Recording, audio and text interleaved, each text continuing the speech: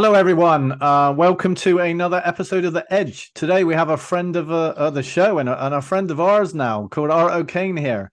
It's great to have you back again, Art. We've actually met in person. We met at RSA. It was great.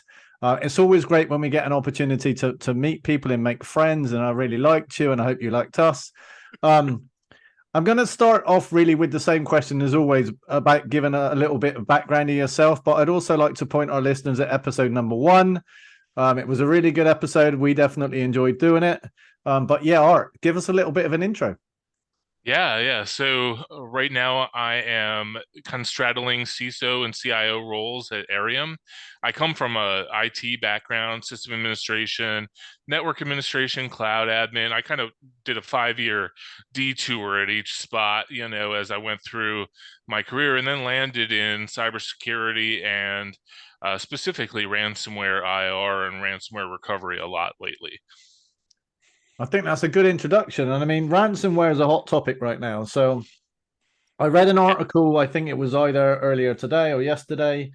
It said ransomware is actually the highest it's been since 2021. Which is curious because it wasn't that long ago I was reading articles that were saying ransomware is going away. We've kind of won the battle.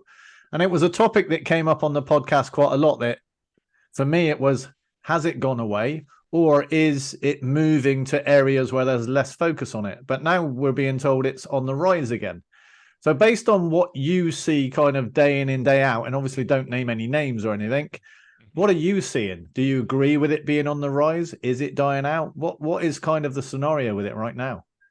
Yeah, so through 2018, 2019, 2020, 2021, it was constant increase. 2021, it was really booming. And then in 2022, it died. As a company with an IR team, our company was actually in trouble because of not getting IRs, to actually service. So it had an economic impact on us.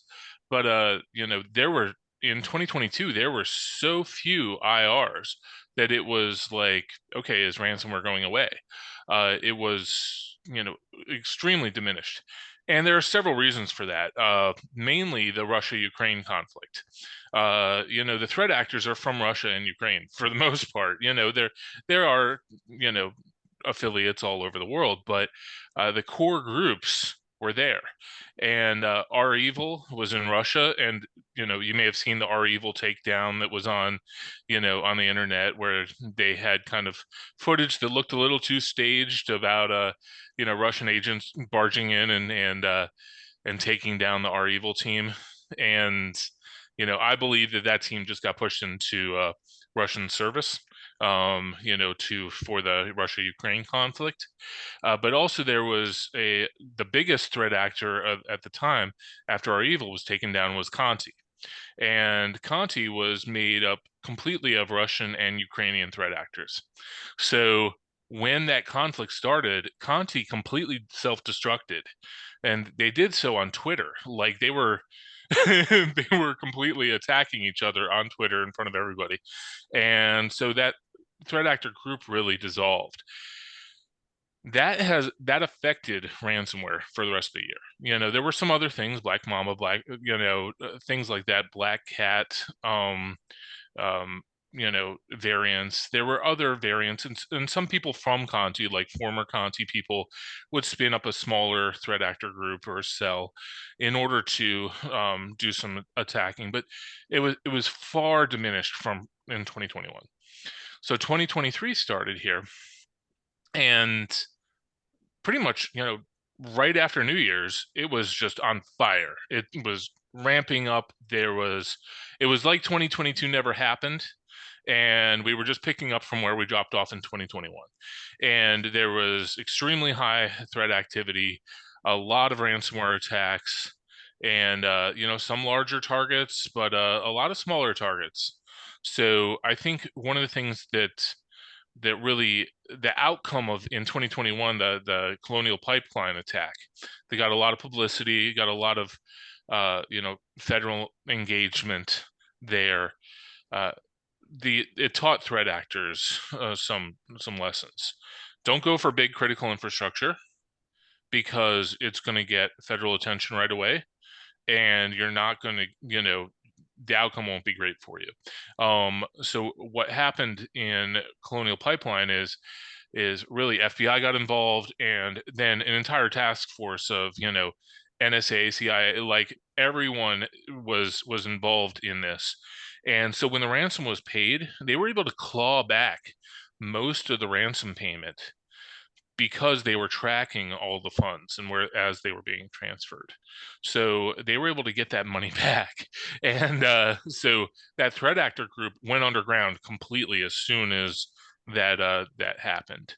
And I was actually in the middle of an IR on another engagement from that same threat group, and they went dark. And that client had just paid the ransom. The threat actor went dark and never gave the encryption key, the decryption key, because they were under so much attack from the federal government that they just, you know, they went and burned down their entire organization. So what that taught threat actors is stop going for big critical infrastructure, stop going for targets that are going to get you a lot of attention, and go for a lot of smaller targets. And so that's what's been happening this year. You know, there have been some bigger campaigns, but for the most part, we're seeing a lot of smaller activity.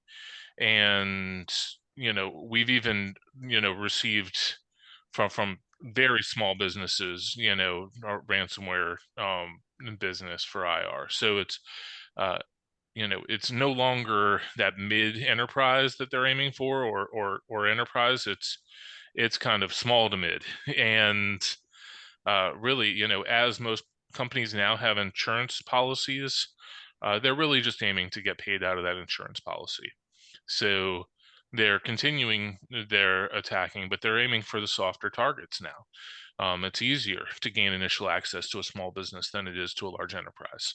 Large Oh, enterprise has those controls. Is a large enterprise is going through that zero trust translation of all of their existing controls into kind of a zero trust model, and you know, they're trying to adopt technologies like, you know, SSE technologies, and you know, small business is not. no, I mean So so there's so many things you've said in those statements that are worrying, right? I mean, mhm, I don't even know where to start. I mean, big companies are going to draw more attention, but they're mhm, also potentially going to have more resources, more security funding, all of those things. And I guess historically, smaller companies have gone, oh, we're okay because we're only small fish. People are going to go after the big fish. Therefore, maybe we don't invest as much. We don't have the investment. We don't have the resources. We don't have the staff. yep, One of the things we've talked about recently is legislation. Now, all these changes in legislation is putting more kind of pressure on companies to be secure. And as far as I know, the legislation doesn't say if you're a company less than X, you don't need to care. mhm, But I mean, if the attackers are now going after the weaker mhm. already, I mean, and we've talked with Chase Cunningham about this, that you just want to be the less weak, I think is what he said. It was a law of the savannah. Yeah. Yep. But I mean, it concerns me because let's talk about zero trust then, right? So for me, zero trust is important for any organization, and we talk a lot about it from a technology point of view. And we were at RSA together, and we walked across the floor, Mhm. and everything was either zero trust or AI. Everyone's trying to productize zero trust and sell it to you. Now, great, but I've been doing some work recently and some stuff with the CSA and a few other people Mhm. that are trying to write stuff on zero trust, and we've been talking about the fact that you need to get the kind of basics right, and you can actually do quite a lot on your zero trust journey without necessarily acquiring or buying new technology. So I That's right. guess, what are you seeing people do? Are you seeing, because of this legislation, even smaller companies are starting to think about zero trust? And if they are, what are they doing? Are they just running out to buy tech? What are they doing to kind of start the journey and progress on that journey? Yeah, I think that because of that hype, a lot of these small businesses understand the word now. They've seen the word. They understand that it is what they should be aiming for. And, zero trust, they understand that it's a concept that they should be moving towards. But when I'm asked about it, usually they're asking about a product. They're asking what product can we buy? And so I'm having to educate them that really it's not a product. It's really, a strategy of how we're going to do this. And so a lot of that stuff doesn't require buying new technology. Technology may accelerate certain parts of it, but or facilitate certain parts of the zero trust journey. But most environments that have a decent tech stack already can be kind of converted to a zero trust model, if their modern tech is involved. But I still think that there's a level of expertise that's needed, and that those companies don't have. So they require a service provider, to help them along that journey. For instance, if we think about some of the kind of pillars of zero trust, if you're thinking about IAM, identity and access management, aside from just setting up AD default out of the box and setting up users on it, most small businesses don't have that inside expertise in far as how to secure AD, how to protect those identities, how to think about really, segmenting, creating a red forest, etc., how to, protect that identity infrastructure, let alone setting up roles that are appropriate to protect surfaces. And I think that is one of the obstacles with those smaller businesses. If we think about network security, a lot of them, as far as a smaller or medium-sized business, it's just throwing a firewall in front of their network. If we talk about segmentation, a lot of them don't think they're at a size that segmentation is even a valid solution for them, and some of them aren't.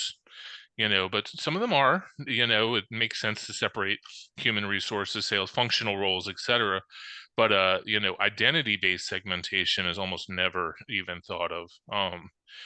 So it's walking them through those steps is kind of the role that I'm playing with those clients that are interested in it. Others just say, okay, this sounds like a trend that I'm not going to worry about.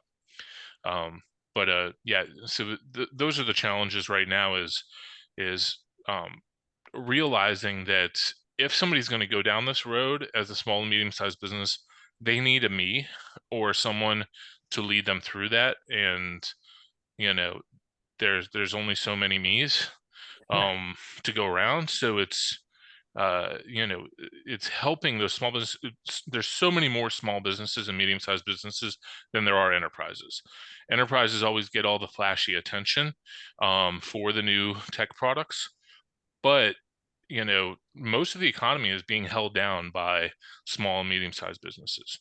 So protecting them is, to me, it's kind of like a calling.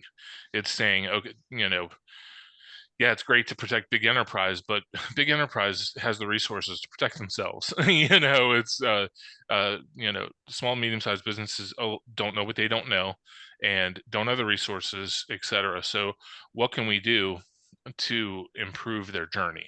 And so that is a challenge. Saying, okay, they have a IT budget for an entire year of $10,000. How can I take $10,000 and give them something that resembles zero trust? Yeah, and I think so. A lot of those smaller businesses make up the supply chains of the bigger businesses, right? Mm-hmm. So if they happen to get compromised, there's a good chance those threat actors can use that compromise to get into the larger business. Yep. So I read an interesting article last week that talked about, it was something like either 72 or 77% of businesses still have an awful lot of their computers where users have admin rights on them. Yes. Right. Yes. So, I mean, that scares me. And it wasn't that long ago that we in my previous life, we were acquiring a business of several hundred users. And not only were they administrators on their own machines, but they were all in the domain admins group because it was just easier, right? Yep. So it just made things work. Now, we are talking a company of like 120 people, right? So it wasn't a small company, really. It wasn't like 5 or 10 people. If you were advising a small, medium-sized company about the basics, getting some like real key things in place, i.e., where are you seeing most of the compromises come into? What would be your advice? Is it a simple kind of web scanner? Is it an email gateway? Is it, I don't know, removing users that no longer work for the company? Is it removing admin rights? Is it as simple as just getting them in the right group that have access to the right applications? Where are you seeing most companies kind of get compromised? And is it easy compromise that would be relatively straightforward to have kind of blocked? Yes. Or is it kind of real intense stuff that you think, I'm going to have to raise the bar this high and I'm still going to get compromised? Right. So there's 3 controls that I put in place for everybody. And the first one is, I think the most important, is MFA. But when I'm talking about MFA, most companies don't have MFA on their VPN. So they'll have an old ASA, it's running, remote access VPN. They're using the AnyConnect client and connecting to their ASA and getting access to their line of business applications, et cetera, and their file server. But there was no VPN ever. I mean, there was no MFA set up years ago when they got this infrastructure set up, and that functionality is not inherent in it, so you got to trigger an MFA through Duo or some other kind of MFA solution. So getting those controls in place, so if they had OpenRDP, getting rid of OpenRDP, any RDP that they have should have MFA on it. Any administrative access to a server should have MFA on it. VPN access and their email, should at a base level, those things should have MFA. And if email, especially if email has MFA on it, that's reducing their risk a lot, because a lot of that initial access is coming in through compromise of an account that is really their email account. And then once they have those email creds, then they can go and try to VPN and do other stuff and try to get in through those mechanisms. But so MFA is the first one. Then EDR is something I'm requiring for everybody. For when that threat does come in, and hits a server or workstation, yes, there's EDR bypass. There's some effective ways to go around it, but I want a loud signal when there's a loud attack going on. And ransomware is loud, so it's never sneaky and quiet. That initial access may be sneaky and quiet, but when there's when they're dropping ransomware, obviously the data is maybe exfiltrated already, it may be already breached, but that is a very loud attack, and EDR will pick that up and get our attention. And then cloud backup. So if they do get ransomware and everything gets encrypted, I want a cloud backup that I can restore from.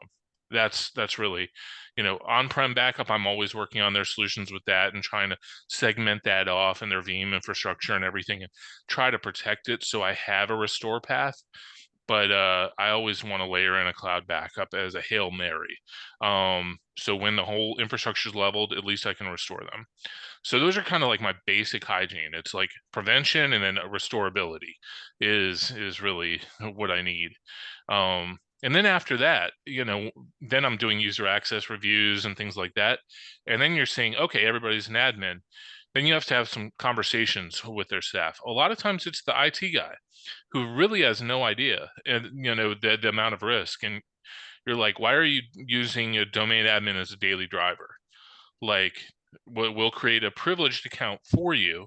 Use that when you're doing administrative tasks, whether it's 365 or in your on-prem infrastructure, but use your non-administrative account for your everyday stuff, and they look at you like you're crazy because you're creating a work, because now they have to log out and log in as this administrative user, but you have to explain to them that, okay, if you get phished, now the attacker has access to the world. And that alone is what I'm seeing the most.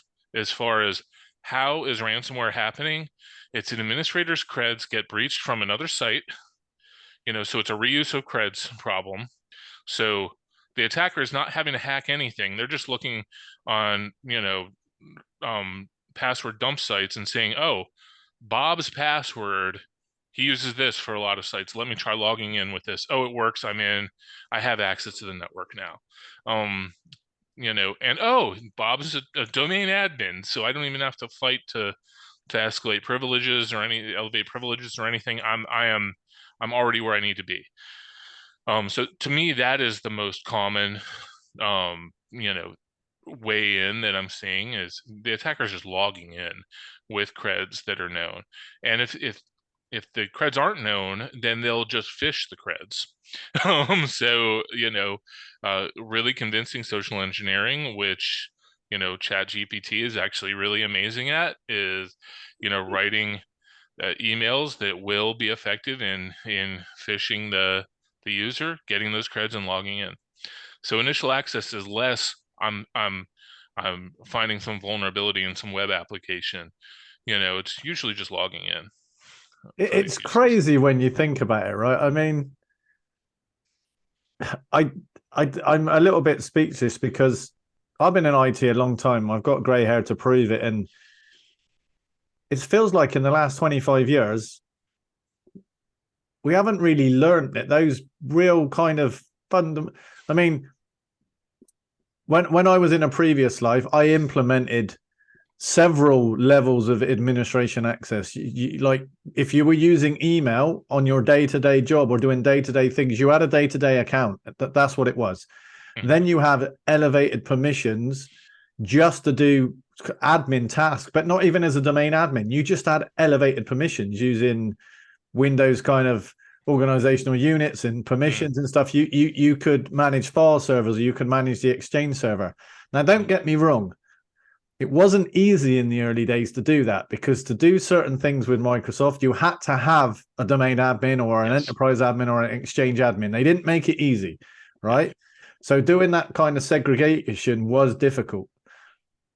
But I mean, it's been available for a period of time. And if you are logging in as an IT administrator, as a domain admin, and you're then phished, that's almost like leaving your front door open and with a sign that says, please come in. I mean, you don't even need to be that smart. I mean, we talk about this all the time, that a hacker used to be somebody hiding up in their bedroom with a hoodie on, having to do clever stuff. Now you can literally download applications with really very little IT knowledge or experience and run them, and it will find stuff like that. So and yes, it may take time, and nobody wants to have to log out and log in with another account or have multiple accounts, and I get it all.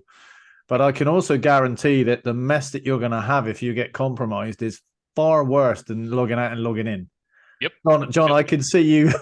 Yeah. I had more of a kind of a question, and it's a kind of a large one, and I don't know if we'll be able to answer it, but we've talked a lot about technology. We've talked a lot about large businesses, the law of the Savannah, and how the targets for the majority of these new ransomware attacks are small to medium business. So I'm kind of wondering from a large perspective, say I'll just throw it out there.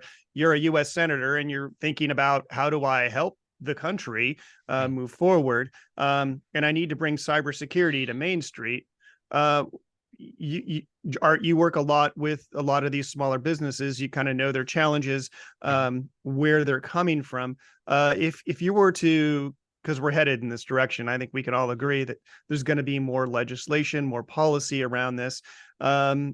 What would you recommend to a senator saying, hey, I got to change the game, and I got to bring cyber to Main Street? Is there from a high level, are there some mechanisms in place? Are there some ideas that you might have to help these smaller businesses better protect themselves? And as well, it's very expensive for them to as well. It's not, their margins are not that great, and for them to bring in a high-end technology tool might break their budget. What does that look like? Yeah, so that's been a huge obstacle, and I've actually had to go to events and speak on this, et cetera, in the last couple of years. There is a White House initiative around critical infrastructure that is kind of looking at MSPs now as critical infrastructure because of the amount of small businesses that we support. So our breakdown, Arium has about 1,000 clients, and the majority of them are small and medium-sized businesses. There are some upper mid and some enterprise in there, but the majority of our customer base is small and medium-sized businesses. And most MSPs support all small and medium-sized businesses. So most small businesses do not have an internal IT guy. If they do, it's one person who may just be the guy who is good at fixing computers and may not really understand network or system administration. And so they always have to outsource to a service provider. And so I think the White House is realizing that. And so in these initiatives that have come out now, it's really, they're looking at what we can do to enable MSPs to have a standard for small businesses in order to level up their security. Of course, there are small businesses that aren't engaging with an MSP. So those are going to be outliers. They're going to have to do something else for those.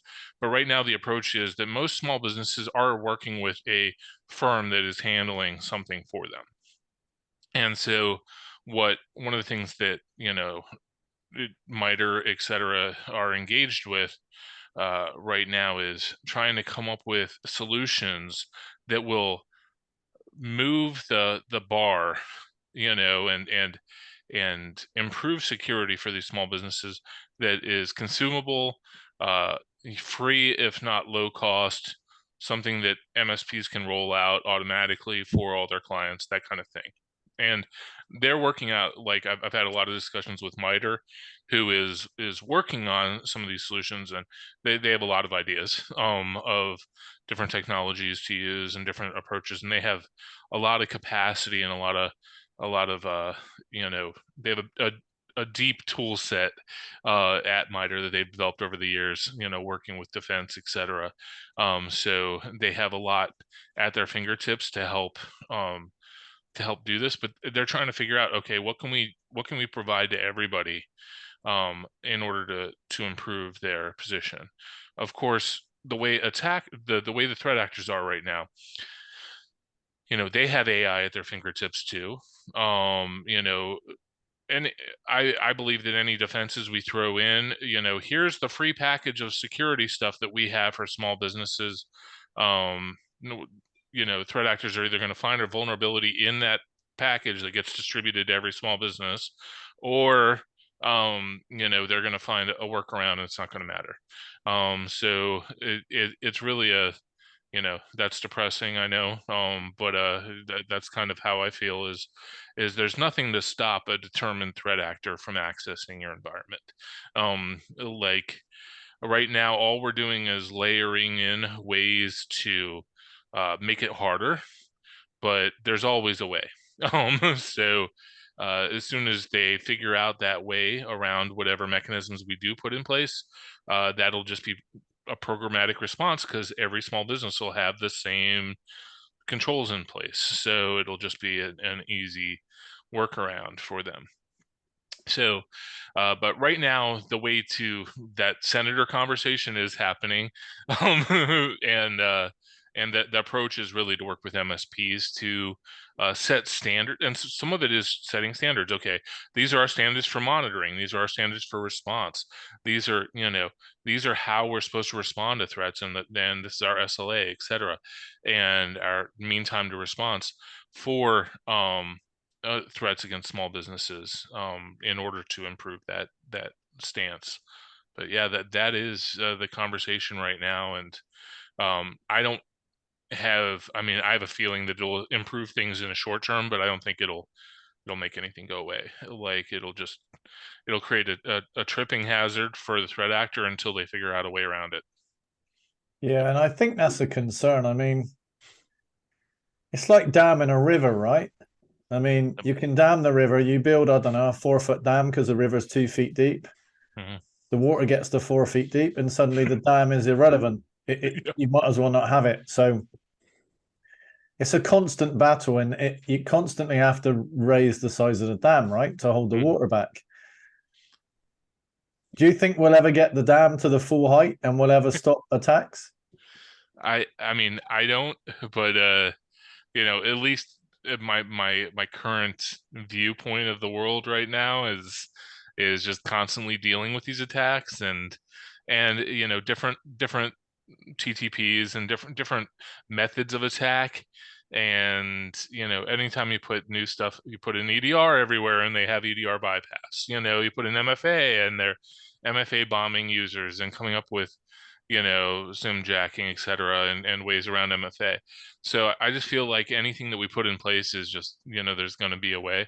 So yeah, I don't foresee that. I think there has to be, my way is to kind of shift left on the whole thing, is to make the systems in such a way that they're not it doesn't matter if they're breached. Yeah. And there's kind of a lot of approaches to that, but ephemeral systems, cloud-based containers, etc., is one approach. But and then your data, how are you handling that? Is it a tokenized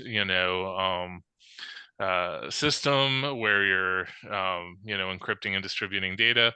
However we do it, but I think it has to be a complete change in what our normal is for infrastructure is how we have to get around this. Because as long as we have the the cattle and sheep idea, I mean the cattle and pets Cattle idea, and pets. Yep, cattle and pets idea.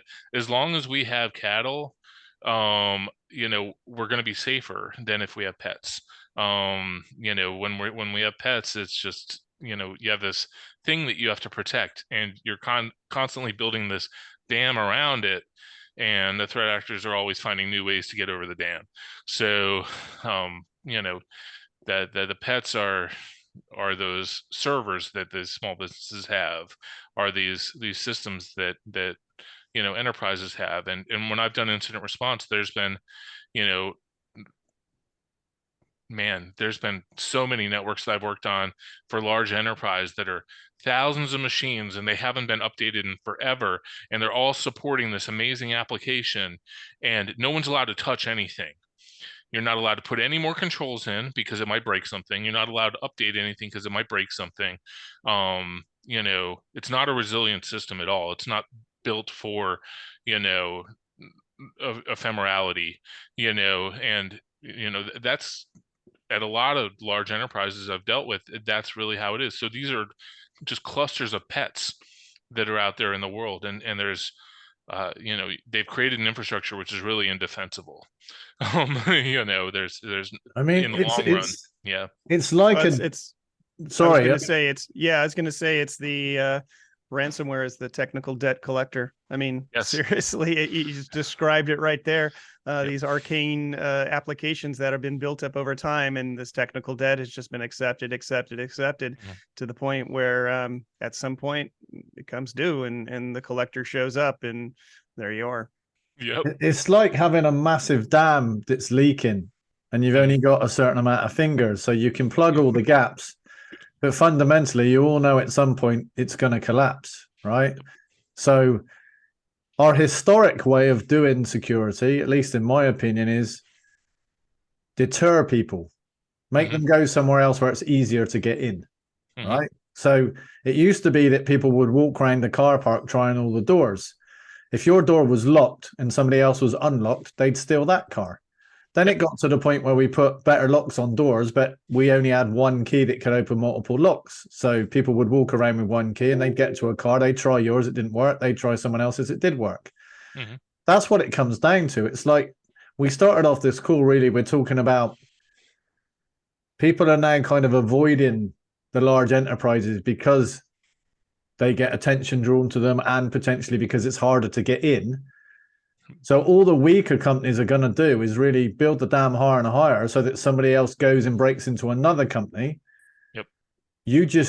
We've spent so long just not or trying not to be the weakest. Mm-hmm. So fundamentally, we need to change something else. So we need to put a big protector around all the animals. So it doesn't matter whether you're weak or strong, you can't be attacked. Yep. And so it is a fundamental change. I think we're at a pivotal point in IT and security where we're going to have to start realizing that. I mean, there are more and more regulations coming in place. There is more pressure to have your environment secure no matter what size you are. You have to now tell the government within 4 days if you've been compromised. You also get fined. There's all these other things. So the pressure is definitely being applied quite hard, which I hope drives some innovation into doing it in a different way. Because otherwise, it's just going to be a money-making factory because people are going to get fined left, right, and center. So not only are they going to have to pay ransoms to get their data back, they're then going to have to acknowledge they were breached in some way and pay the fine on that as well. Yep.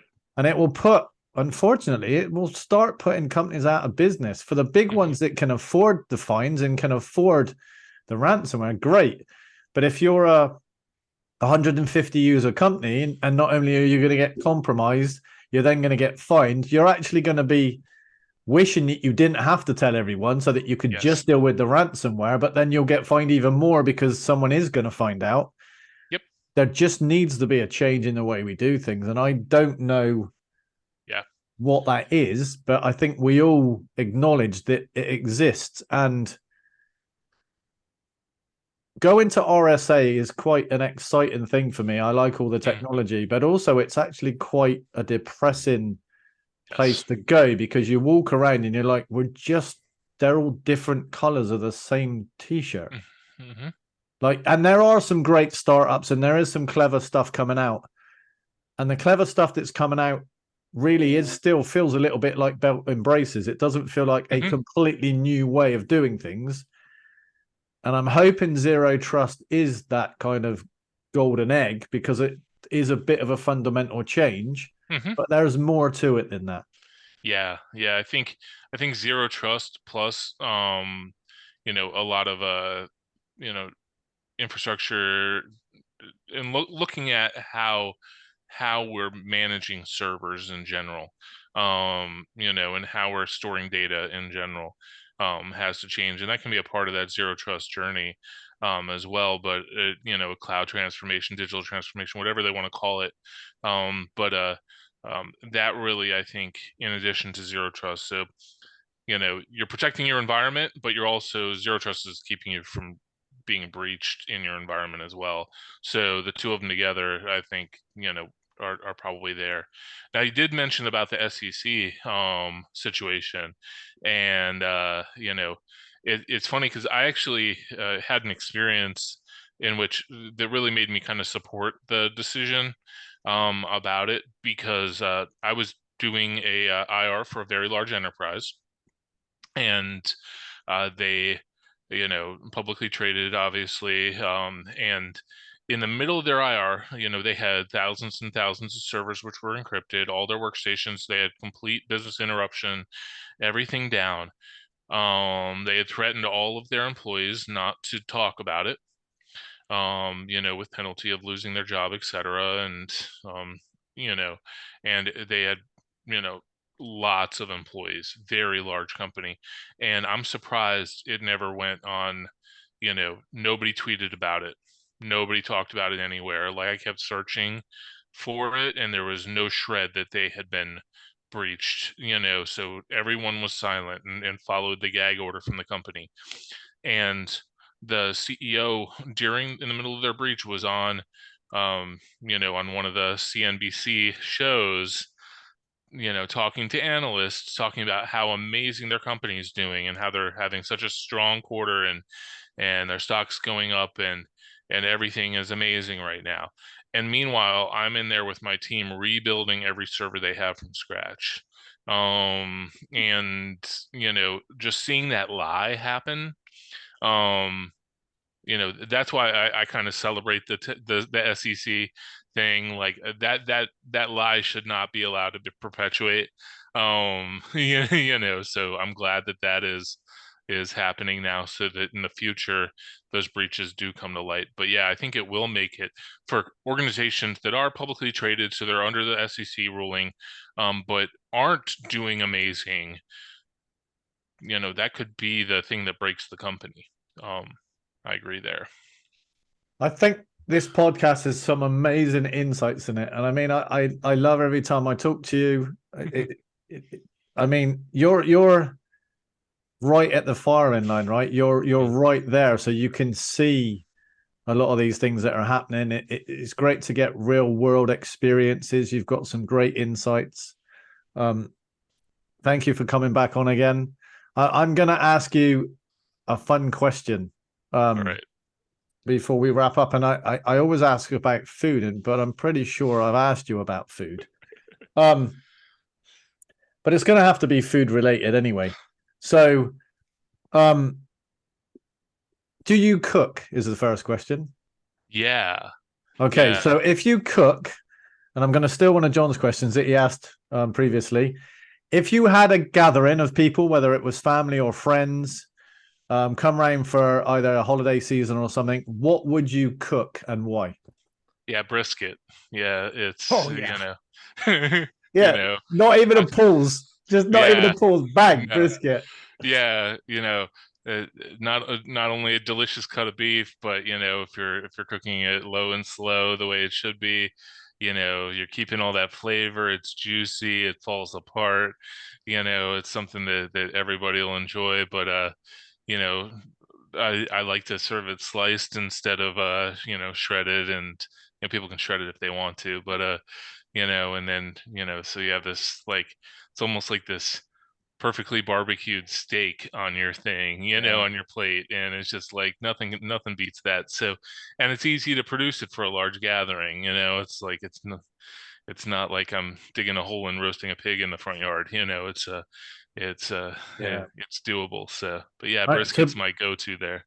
I mean, I know John has some really weird kind of food fetishes, but I know he likes brisket, so I'm in agreement with you. I think the three of us are in agreement. But John, over to you for one kind of final question. Yeah, so I'm going to tag on to Jay's question there, but with a little different twist.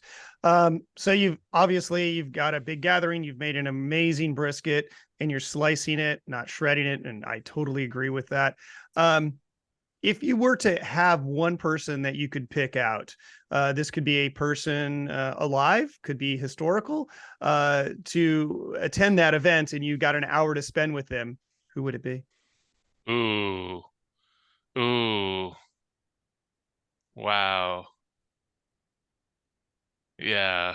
So, I mean, we're going down the food corridor. So, I think, there's so many famous chefs that I love, and yeah, I think that I would have to be a famous chef, and yeah, it's. I mean, Gordon Ramsay comes to mind, but I think he would just insult my food. Yeah, but I mean, so I have a real, like, I'm a fanboy of Alton Brown. I don't know if you know who he is, but he hosted Good Eats. He has a tour that goes around, and he does like a food show and everything. I've gone to his tour several times, but I feel like that man taught me how to cook. Watching his shows and watching him listen to his commentary on Iron Chef, and when he's doing that and stuff, it's like, I think having him there, I'd like to cook with the man, and just spend a couple hours cooking with him, I think. But Alton Brown is probably the key. But yeah, if I was good enough, I'd say Gordon Ramsay, because he's hilarious. But right now I feel like he would just insult me and I'd cry. you know. He insults everybody, I think. Yeah, he does. So I like Alton Brown. I mean, just breaking it down in a very scientific manner, getting to the elements of why this element adds a flavor or texture or something to, you know, a meat or whatever it may be. 100% there. I love watching some Alton Brown. Perfect. Good way to wrap up a podcast and talk about food. So I hope we'll share food again at some point. I hope we can grab a brisket together. It's been great having you on. I'm sure we'll have you on again as a guest. But yeah, I just think it was amazing. Thank you very much for coming on and spending the time, and I've really enjoyed it. Thank you. Thanks.